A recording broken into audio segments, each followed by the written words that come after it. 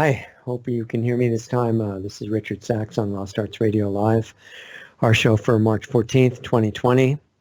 And you might be able to tell by the title that we posted that we're going to look at some documentation developing that gives a clue to deeper levels of the current virus situation. But there are a lot of theories circulating around that. One that I just got sent literally in the last hour that I saw is the virus, just a manifestation of 5G. In other words, not a real viral situation. And the video was a doctor at some kind of a gathering that just happened in Tucson, and he was saying that, viruses are totally misunderstood, which I'm sure is true, but I don't think it's the way that he's saying. As he was saying that it's just kind of an excretion of cells and an indication of sickness and toxicity and things like that. That's not the feeling I have. I've been looking at viruses for a long time, and I think that most of them are in harmony with our body and kind of keeping things balanced. And just, killing all microorganisms is probably not a really brilliant idea, but they are real. Whatever the deeper levels that we don't understand about them yet, the idea of contagion is real, and it's been demonstrated over and over and over. And there are many stories that indicate that that's what's happening. Even the blankets that were given to the Indians to make them sick when they are the Native Americans, I guess I have to say now, but the people who lived in America before the English basically colonizers came over, way before Columbus starting. At one point, the Americans were giving out blankets to the natives and hoping they would get sick and get out of their way so they could colonize the rest of the continent without a problem.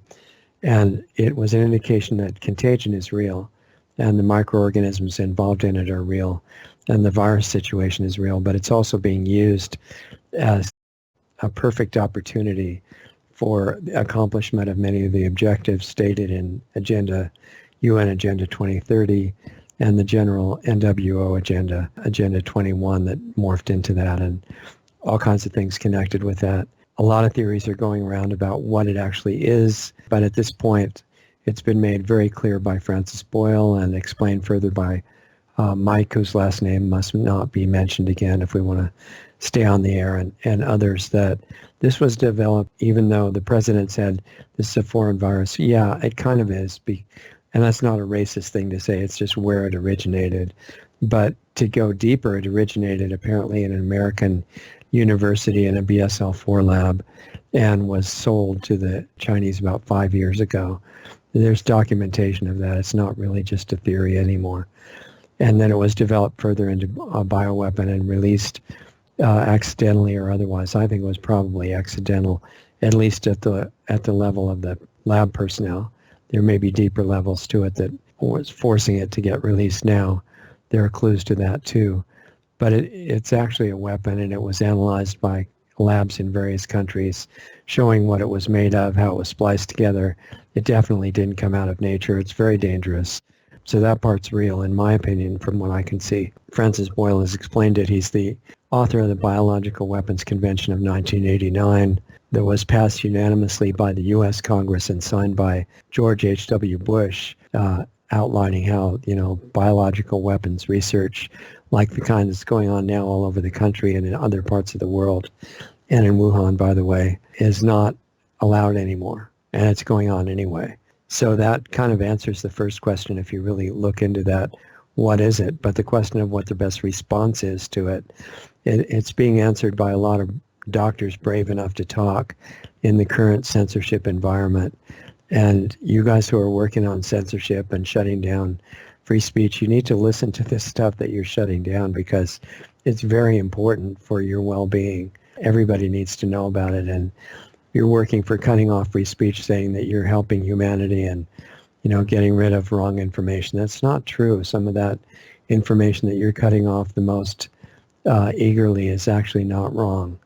And that you need to start understanding who you're working for. And from your position inside the power structure, there's a lot of good that you could do. So anyway, these doctors that were brave enough to talk are explaining the value of vitamin C therapy, which is being used in a lot of parts of the world experimentally for other things, both IV and orally, and also nanosilver, which has been shown to be very useful, including against certain weaponized viruses that were created in a lab like this one was. Weaponized Ebola, for example, it was the government itself that proved that nanosilver would stop it completely, and then they hid it and tried to attack anybody that would talk about that. That should make you ask questions and investigate deeper what's actually going on, and realize that these agencies and authorities, even though the people that are working for them are mostly well-intentioned, the message is very intentionally misleading, and it's hiding information that you really need to know about. Anyway, vitamin C, nanosilver, iodine, chlorine dioxide, general nutrition, sunlight, exercise, sleep, positive healing attitude, especially toward yourself instead of self-condemnation. That's real powerful. And your emotional, mental attitude instantaneously affects your physical body. So that's why it's important to work on all aspects of this. And of course, the labs doing the BSL 3 and 4 work should be shut down immediately, and the program stopped.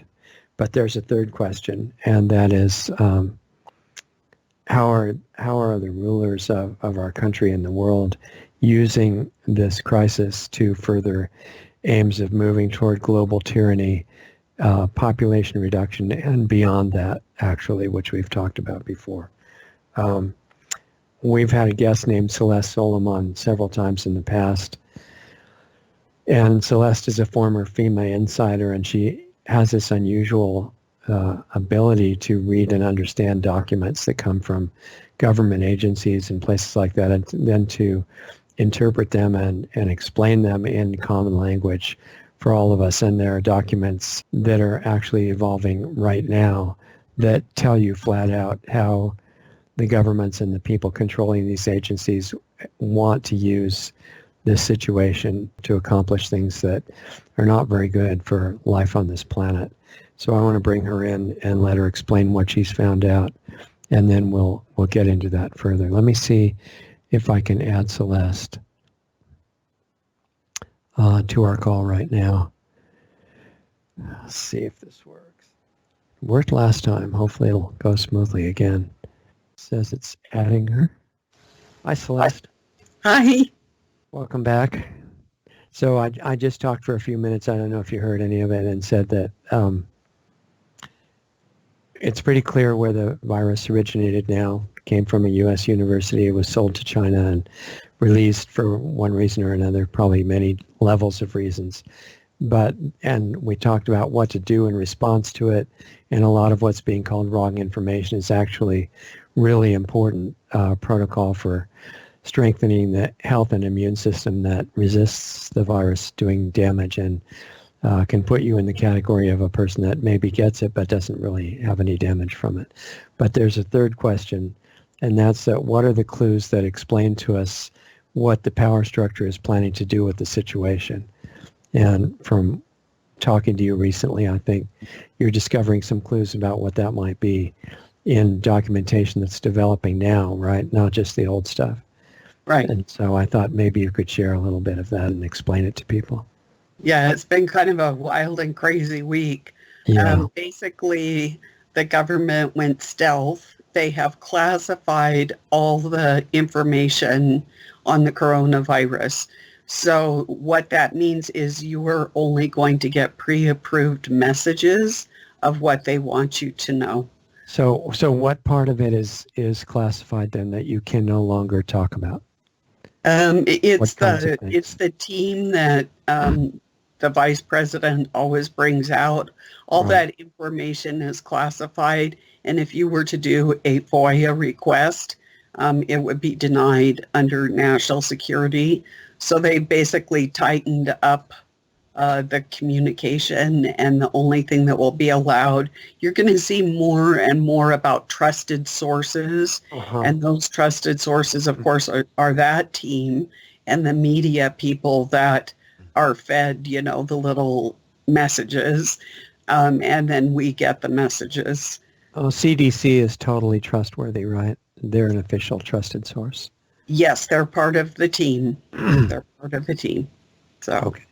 Okay. And then the one thing that I really was concerned about, well, I'm concerned about several things since the last time we talked, so the virus can kill, but it doesn't kill that many people. But the global governance folks are really preparing for about 80% of the population to be disabled from the virus, and it can also come back. I don't know if it goes, at this point, I don't know if it goes into the fat tissue or the nerves or where it goes, but it goes someplace. Yeah, it does come back without re-exposure. So yes. It's kind of like shingles, you get it, every once in a while. Some different herpes viruses do that. Yeah, so it will act. Many viruses or some viruses do that. So this one but this one is more serious. It kind of, from what I could glean from the documents, that it kind of is Lyme-like. So it's not going to go into a full retreat. It's going to just disable you and incapacitate you. You may not have the energy. You may be sickly. Maybe it will go in and do some other things. It's still very early in the game. I mean, coronaviruses, the normal ones, have been around for a long time. Yeah, there's a lot of those too. I mean, right. But this connected with colds and flu and stuff like that. Right. But this one is a novel one that's been created. So then Homeland Security I tripped across it the day before yesterday, this very intriguing peer report about humanized plants. And I read through it. I started reading through it. It's 88 pages. Now, what got my attention is 88 pages, and they're talking about humanized plants. And you said humanized plants? Humanized plants. I'll explain it in just a sec. Okay. But the medical martial law was 88 pages. So I thought, so it just kind of, I'm trained to pick things up. Mm-hmm.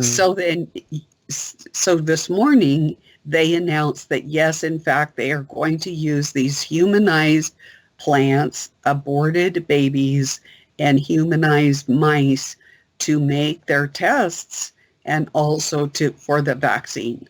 So that came straight from Homeland Security about noon today. And usually they do not post on the weekend, but they made an exception for this. So basically what they're doing is taking, I would assume, I have not finished the 88 pages. I haven't had time. Okay. But what I did glean from it is that they'll probably use stem cells from the aborted babies and stick it into these mice and to the plants. And as far as the mice have human blood, human organs, a human immune system. How it interacts with the plants, I'm not that far. It is a protein, and I find it interesting that they are going to take away our protein and reduce our protein load, and then they're going to do these bioweapons with very strange proteins in them. And this is the starting of that. On Friday, when the president had his speech, which seems like a long time ago, but it was just yesterday, he basically said that they're going to fast track everything. Things that usually would have a check and balance in the regulatory process, they are just going to throw the baby out with the bathwater and say, come one, come all. We're just in this frenzy of fear, and we're going to allow everything. I guess that's what's great about an emergency, right, is you don't have to follow normal legal procedures. Nothing has to be constitutional. Nobody has any God-given rights. You just do whatever the program wants to do. And there's been a program to mix the genetics of different species for a long time. And I guess they've been irritated that they had to stay so secret. And now this is going to let it be more out in the open from what you're saying. Sounds like. Well, it's crazy. I mean, I'm seeing even the insects, and I had heard about this years ago, that the insects would be vectors for carrying some of these diseases. And we just live in a brave new world. And if you want, we can talk about.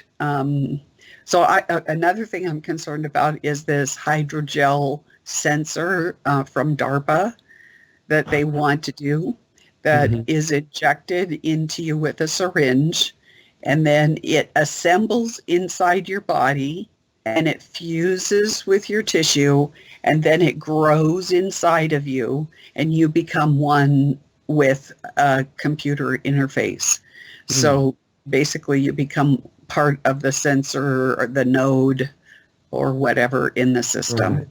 Right. It's a big step toward everybody becoming cyborgs, basically.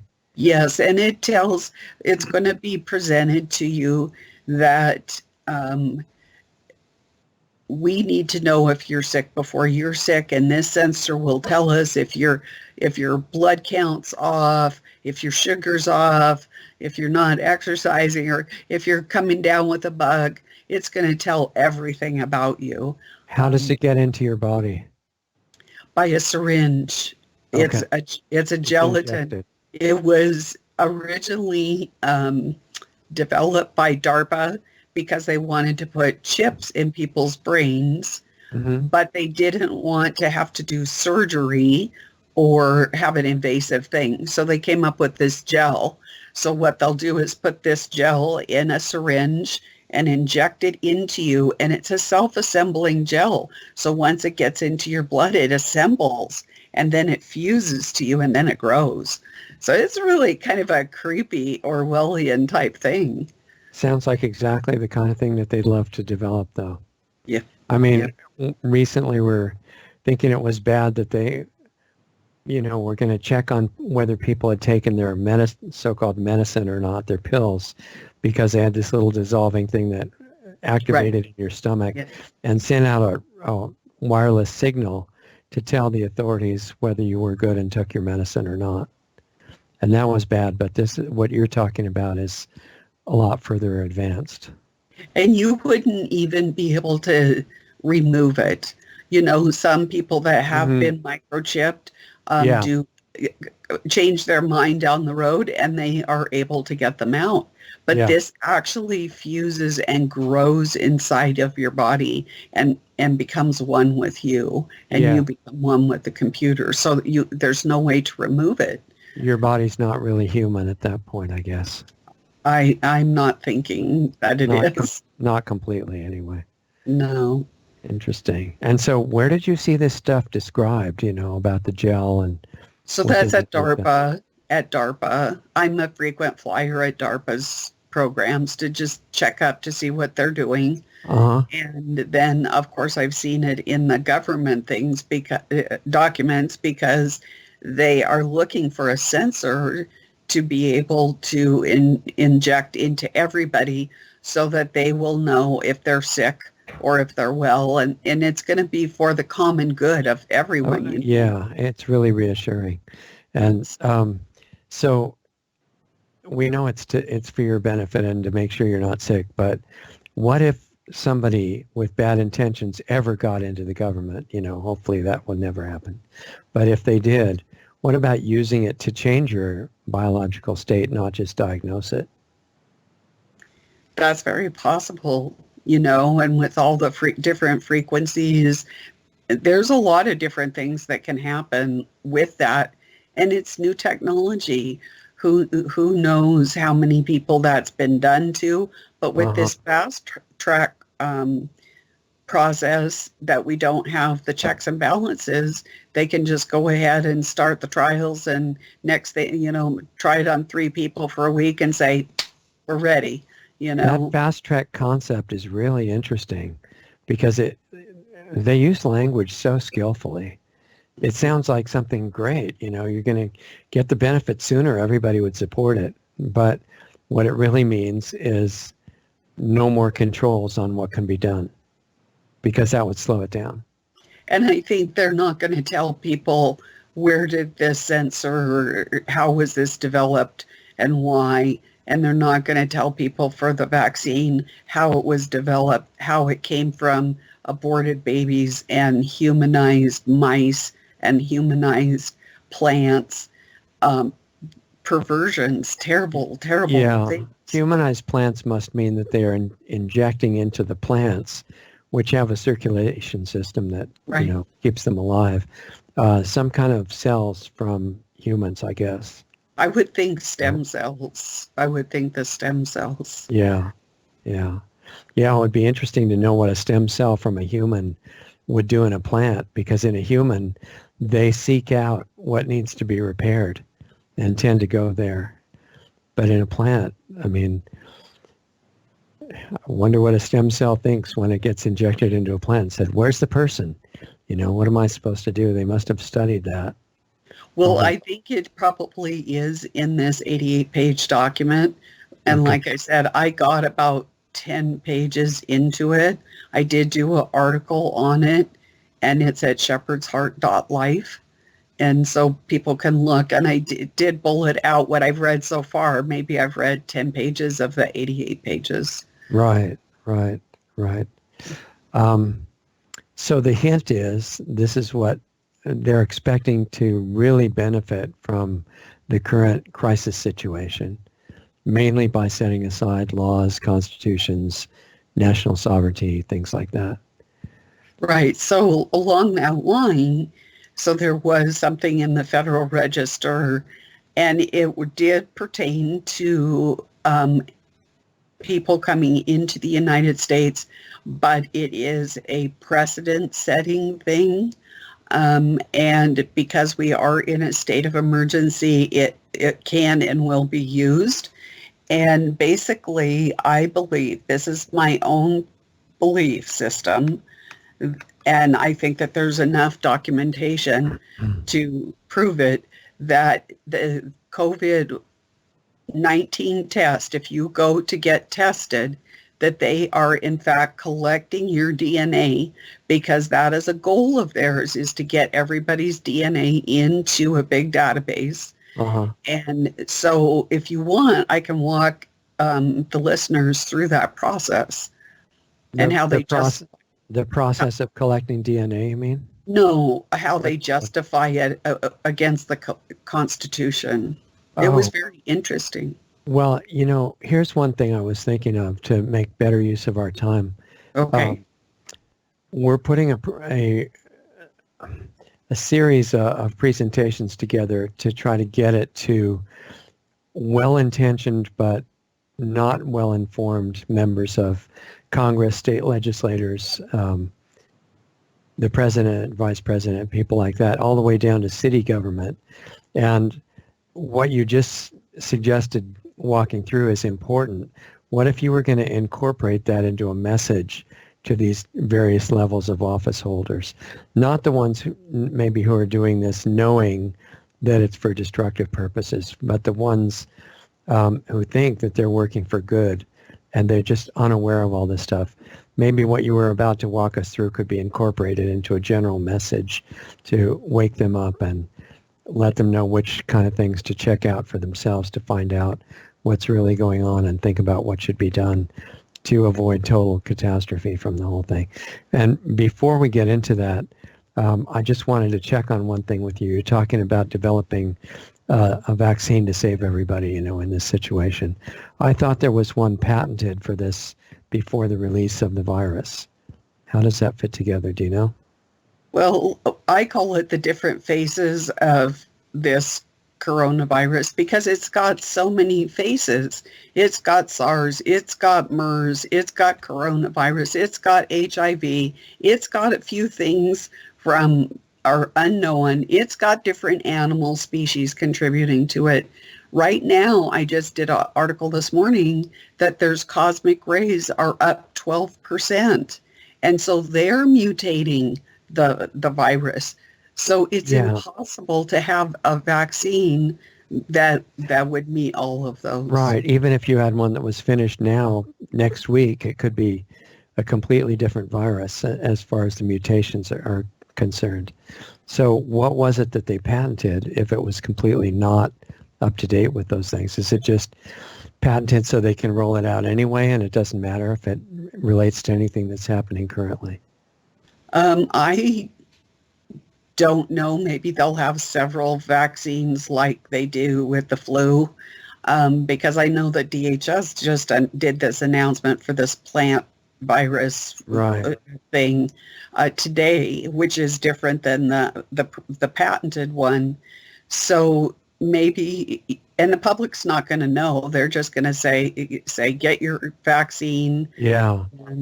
And then what happens to people as a result of the vaccines will show that they need more vaccines, and they have to develop a new one for next month or something like that.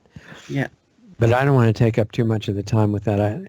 Why don't you imagine that you're talking right now to a collection of all of these different government officials, from the president on down to city councils and county boards of supervisors and school districts, and, the public who wants to sit around the outside and listen in. If we were just spontaneously going to put together, assuming that they want to know, and there are some of them that really want to do a good job, what can you say to people like that when they're so out of touch with what's happening and they don't even know that? I think we have to try to reach the ones that are receptive. So what's the message about what's going on, and walk through any part of it that we can. We've got, 20 minutes to get into that. Okay. So basically, the foundation of what they did is found in the DNA and fingerprint law of 2005, and that's Title 10 of Public Law 109-162, and that gives the Attorney General the power to collect DNA from individuals who are detained, apprehended, arrested, facing charges, or convicted. And see, this, now that we're in a medical martial law situation, individuals are going to start being apprehended, as the quarantines increase, that type of thing. Apprehended because they say they're sick. Right. Right. Okay. So then they say that they have the right to collect the DNA. And then furthermore, the Attorney General has the right to confer to his power to other agencies. So you can find USDA doing it, FEMA doing it, Homeland Security doing it, Department of Interior doing it. Anybody that the Attorney General wants to have them collect DNA, he can give that power to those people. Because he needs a lot of help right away, right? Right. So could use census workers, anybody like that, I assume. Anybody. And so then what happens is they say that your DNA is safe, that there is no way that it can be identified, although through other DNA situations, people have been hunted down, family members, and there have been convictions and people have gone to prison. So that there is, that's just something that they tell the public, that it's safe and secure. Yes, it's safe and secure in their hands, and they do with it. They swap back and forth.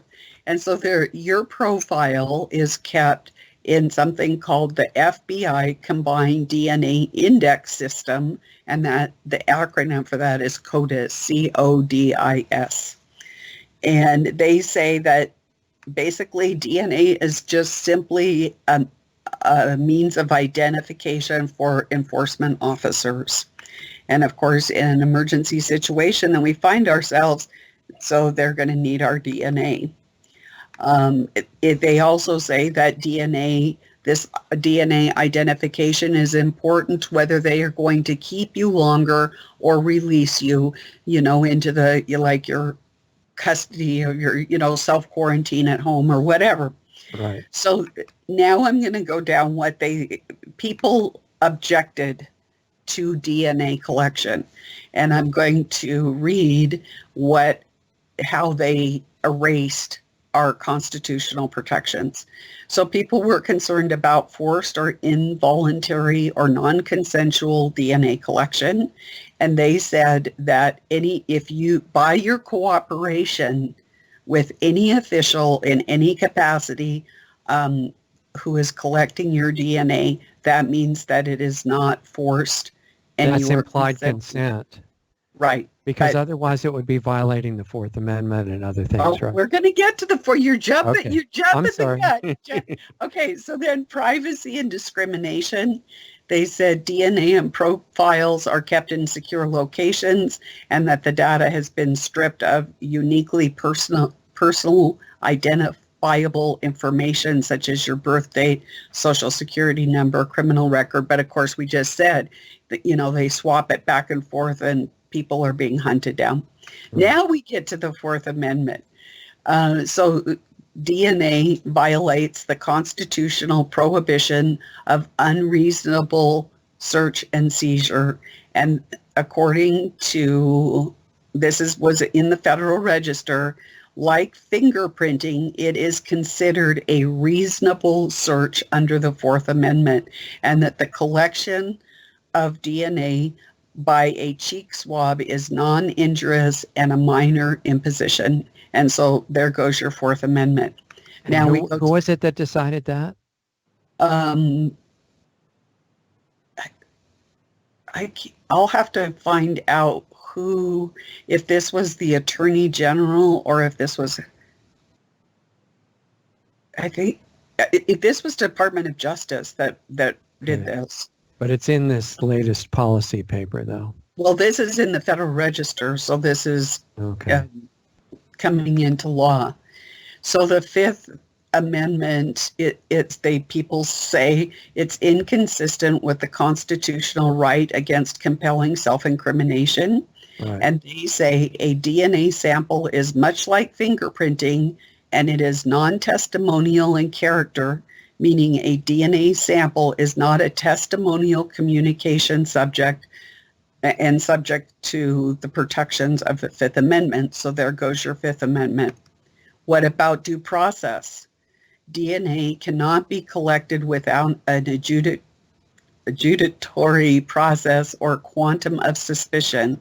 And they said the Fingerprint Act of 2005 makes this null and void. So no due process is necessary.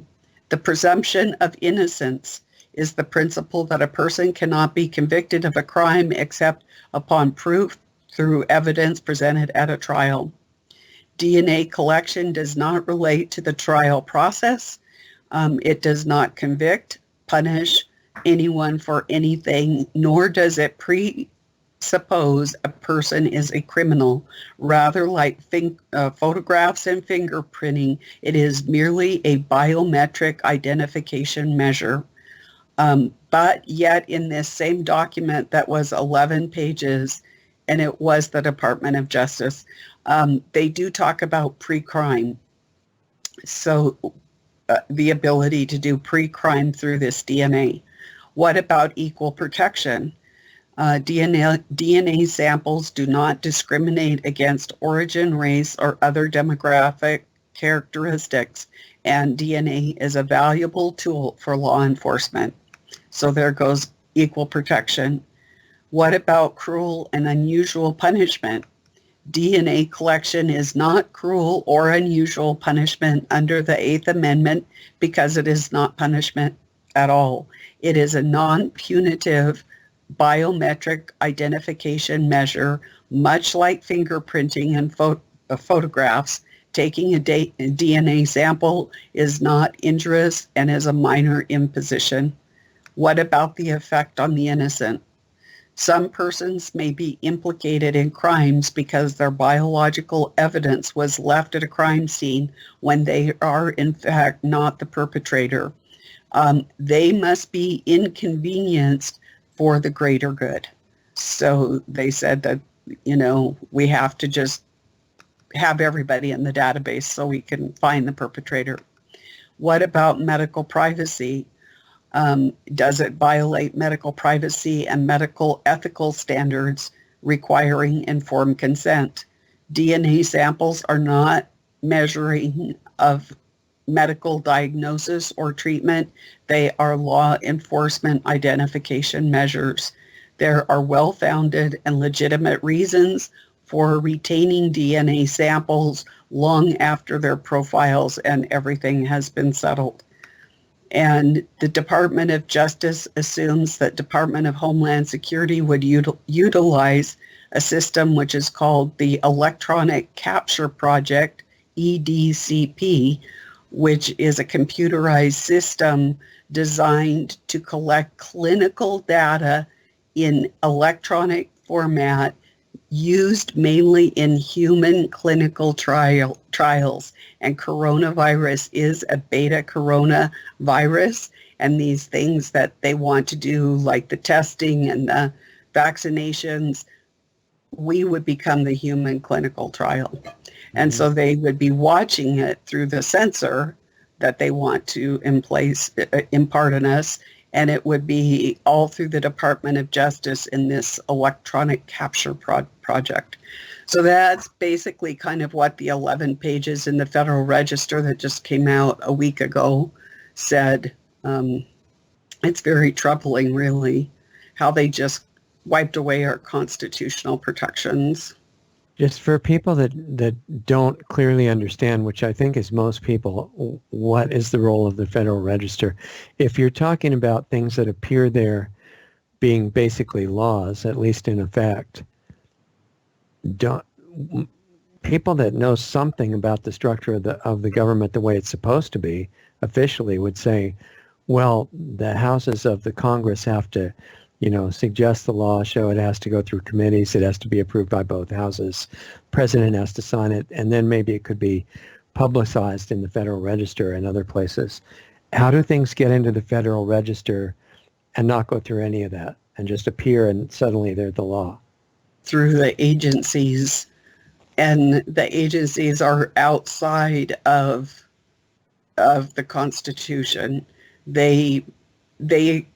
So our senators and legislators, they make laws. Let's say I will drive the car today. And they created these agencies to say, okay, how are you going to drive this car today? Are you going to drive on the road? Do you have to wear your seatbelt? Do you have to do this, blah, blah, blah, have license plates, all this type of stuff. Right. But usually that was in the form of documents that showed policies of a given agency. How does it, and then the policies could be enforced as de facto laws, basically. But isn't the Federal Register, or wasn't it until recently, supposed to be for writing down the laws that went through the usual congressional procedures to become laws? Is it now open to any policies? This isn't policy, this is regulation. But yes, the Federal Register, if you have a proposed law, it goes into the Federal Register. If you have a proposed regulation, it goes into the Federal Register. When these laws or regulations are finalized, they are finalized in the Federal Register, and they will say, if there were any tweaking that they did because of comments. But when you say finalized, that's like a final decision for the agency involved. Right? That puts it into effect. Like this one goes into effect April, like the beginning of April or something. So it's 1 month. It's been finalized, in other words. That's how they can say it has a date when it gets implemented. In an emergency situation, they can, usually it's quite some time so that people can comment. Yeah, but this time they only had like 30 days and then it becomes law. Okay, so now agencies, which are organizations that really have no constitutional basis to exist because they have powers delegated to them by Congress, and Congress delegated them powers that Congress didn't have, according to the Constitution. So those agencies that are basically without constitutional basis, they decide this is the rule, and they call it a regulation. And then they say, okay, now it's finalized. It's either it's an emergency, so for your benefit, we had to do it right away, or it's not an official emergency, so we let you comment, and then we say, okay, it's finalized. And then it's essentially not different than a regular law that goes through Congress. Is that what you're saying? Is that accurate? It's a little bit different, but basically it has the force of law. It does have enforcement. Okay. And penalties. I mean, in application, it's not really very different. You have to follow it. You have to follow it. And the enforcers are authorized to enforce it. Yes. So we live in a country that looks like it's a congressional republic or a constitutional republic, but actually it's ruled by a whole bunch of agencies and the somewhat unseen forces that control the agencies. Yes. Yes. That's kind of a serious situation. It is a very serious situation, especially given the situation we're in right now. It's very serious. Because when you add that structure, which is not a constitutional republic, to an emergency that was declared, you have basically an absolute rule by people that you don't even know who they are. Right. Working through people that you do see, but who's ultimately giving the orders? We could never have heard their names. And sometimes they know, well, we talked about this the last time, that sometimes they know what's constitutional and what's not, and they choose to just go with the flow, with the herd, the capital herd. And so we have very little say. Well, I think they have lots of people analyzing the current public psychology and saying, would we have any problem putting this into law? And, I guess there's always a stream of laws going through the regular constitutional congressional process, so that we assume that's how all the laws are being made. But really, one of the big things that you're exposing is that most of the de facto laws, that means things that essentially act like laws, they don't go through any of that process at all. They're just declared. Well, see, that's the scary thing that was said yesterday, is we may or may not see things in the Federal Register. I was expecting a big announcement by the CDC, and it never came up. So I believe that now there's going to be a kibosh on free information that used to be available in the Federal Register, that because of national security, that they may not even put it in the Federal Register anymore. So they'll just say it's a law and you don't need to know about it. You just need to do what you're told. That's it. And we have the guns. And we have the guns. And they have the enforcement. So that's one step beyond what we just said, that the Federal Register could appear with new laws that you have to follow. Now they can say there's a new law you have to follow. We'll let you know what it is if we need to. Otherwise, just do what you're told. That's it. Interesting. Okay, And the Federal Register also, like in the past, if they were doing human experiments and other experiments, like one time I'll never forget, because it really made an impression on me, that they had these girls that were, about 10 to 13 years old, and they sprayed pesticide, organophosphate, on the grass. And then they had the girls do the gymnastics. And this was in the Federal Register. And then they watched them get sick like lab rats. But this whole thing was playing out in the Federal Register. But that's back in the day when they put everything in the Federal Register. Was put in, yeah. So you would assume once they realize, wait, why should we have to do that? that probably already there's a huge amount of stuff that is basically de facto law that never gets mentioned in there, because it would be so irritating to mention it and have somebody like you read it and tell people. Why would they want to subject themselves to that? So we can assume that some amount is being covertly done. So I worked in plans, and at the bottom of each page, I had to write not subject to public disclosure on each page that I wrote. So I'm sure that they're doing that now for all this coronavirus. We just don't know what the ratio is between the undisclosed and the disclosed. Yeah. I would suspect once they realize, well, it's a lot easier to do stuff and not disclose it. We don't get the resistance. Once they realize that, which I assume they have figured out by now, they would just put a token amount in the disclosed category to keep people thinking that it's all going through that process. Yes. So I think maybe the bottom line of what you're saying is that the structure that has evolved is no longer a constitutional republic at all. It's certainly not a democracy. It wasn't intended to be a democracy, but it was intended to be a constitutional republic by the founders. And that's not what it is anymore. I mean, to put it very mildly. So that's the situation. And when you see that as the background, then you see the surface visible part on the health level of this virus. The question is, how do those fit together? So you want to take a minute or two and just give some hints about how those apparently two different levels are connected. Well, it's basically the Health and Human Services in 2016 passed that medical martial law. It was 88 pages in the Federal Register, exactly what they would do. They defined the terms that there would be quarantines, there would be apprehensions, there would be social distancing, there would be, I don't know, did I say quarantines already? Like where you can't go interstate. Right.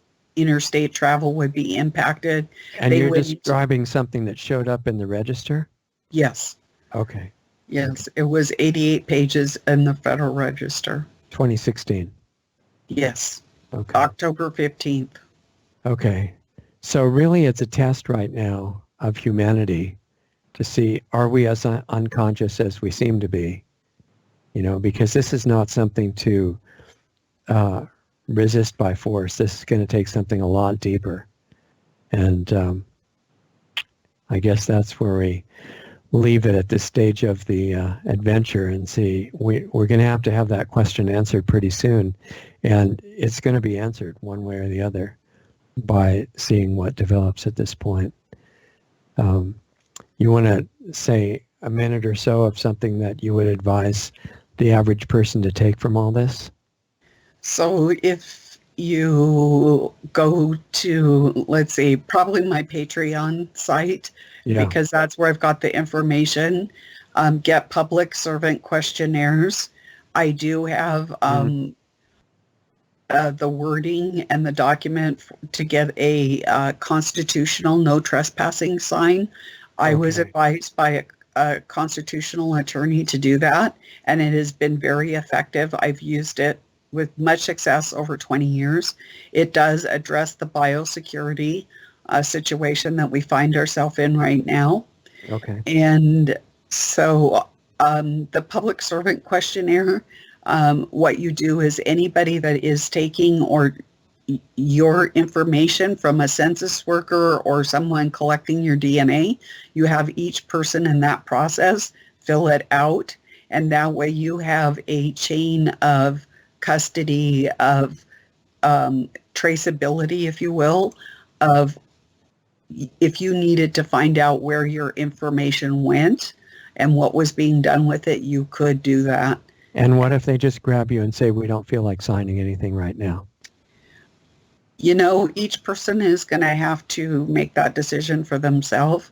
I've had much success with it myself, but that's encouraging. And so have a lot of people across the United States, but we are entering a different era now. Yeah. So who knows how long that will be the case. And what they're planning to do for the common good. Yeah. So, okay, so to get to those forms and print them out and everything, it's patreon.com/Shepherd's Heart. Shepherd's Heart Farm. Shepherd's Heart Farm.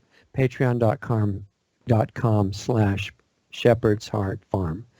And the website, the general website is shepherdsheart.life. Shepherdsheart.life, yes. Okay, yes. Sounds great.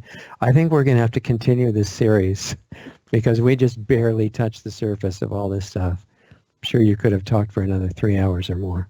Yeah, probably. Yeah, so we'll do some more soon. Thanks for being here, Celeste, and we'll be back shortly, I know.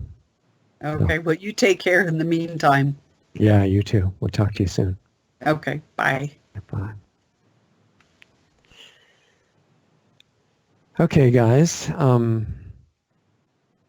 It's hard to know what to say to that, because if you digest the magnitude of what Celeste just talked about, I think there are many aspects of it, but it's kind of crystallized in the realization that in the U.S., and I know that we're talking to many people who are in other countries right now too, but the reason that the founding of the U.S. was important to people living in other countries is that the Declaration of Independence of the U.S. said that the rights that everybody has, not just Americans, but everybody, and they finally figured out it wasn't just a certain race. It has to include the indigenous people. It has to include both genders and everybody, all ages, and irrespective of religion and all that stuff. Everybody, without exception, has the same rights, even if you live in a total tyranny. And that's what they were brave enough to actually say. And probably everybody should read that, even if you're not living in the U.S., because they're saying that those rights belong to everybody. Now, strategically, how you try to take advantage of them, you have to do that with discretion, because you don't want to get yourself in a bad situation by doing that where the rights are not recognized. But what Celeste was pointing out is the U.S. has gone from these idealistic declarations that weren't lived up to ever, but they could be at any part of the world at any time that people are conscious enough. It went from declaring all these rights are unalienable from God and that everybody without exception has them, even though some of them weren't able to realize, well, no, you can't have slaves. You can't be killing, and taking over other people's places by force. You can't do any of that stuff because they have the same rights that you do. So the rights only work if you honor those same rights for everybody else. And that's really to our benefit to do that anyway. That's a long discussion in itself. It's not us against them. We're all in this together, as they say, on a much deeper level than anybody realizes, I would say.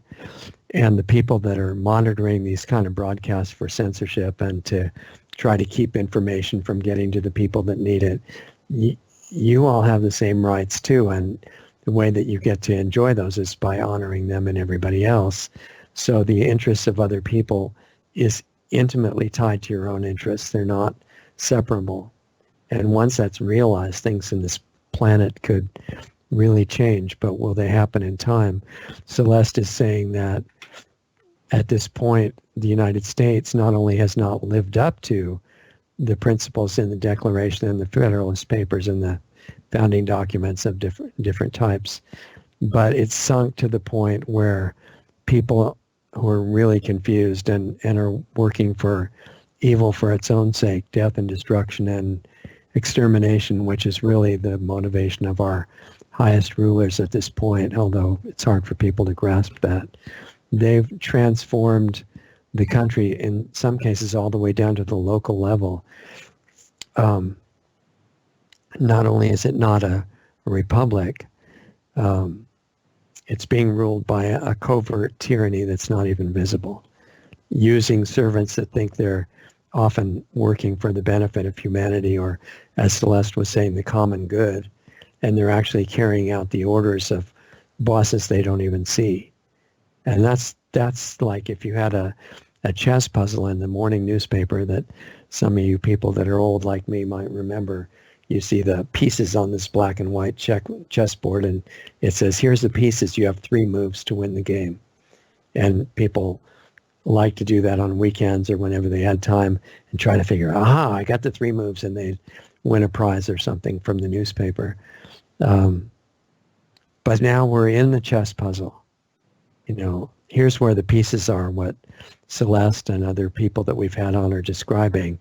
Here's the situation. You've got this virus that's threatening everybody to spread. You've got government mostly populated with really good people that want to do good for humanity, enacting rules put in place, as Celeste was describing, by those who don't have such good motives. And you've got the general population, most of it living paycheck to paycheck or on welfare, totally dependent on whatever the government decides. If they decide to do the quarantining and shutting things down, there's going to be a lot of problems beside the virus that are going to hurt people. And all that and a lot more description is defining where the pieces on the chessboard are right now. It's not the grand chessboard that was talked about in the book. It's the chessboard of real physical level life that we're living in. And we are the pieces, and we're also the players. And everybody's the central player in their own game, trying to decide, okay, here's the layout of the board. 3 moves, how do you win the game? And it can be won, or they wouldn't even do the chess puzzle. It can always be won. And it's not going to be by force. That's a hint. So, we're not talking about anybody rebelling and trying to just be the new dominant tyrant taking over from the old one. That's not the answer to the game. It's going to be one, if it is one, on a deeper level that has to do with consciousness. And that's many shows in itself. It's not a new agey, imaginary belief. It's something real that's not necessarily on the physical level. So you're the center of your own universe in this game. It's up to you. What consciousness are you going to achieve yourself to enable you to make a good contribution to the world situation, which anybody, anywhere can do on a huge level, depending on how self-aware they become. And there's only so much of that we can talk about on a public venue. So, explore honor real science. That's questioning everything, even your own beliefs, and see what you can find out and how it can help you put things into motion that can change this chessboard that we're being given in a good way.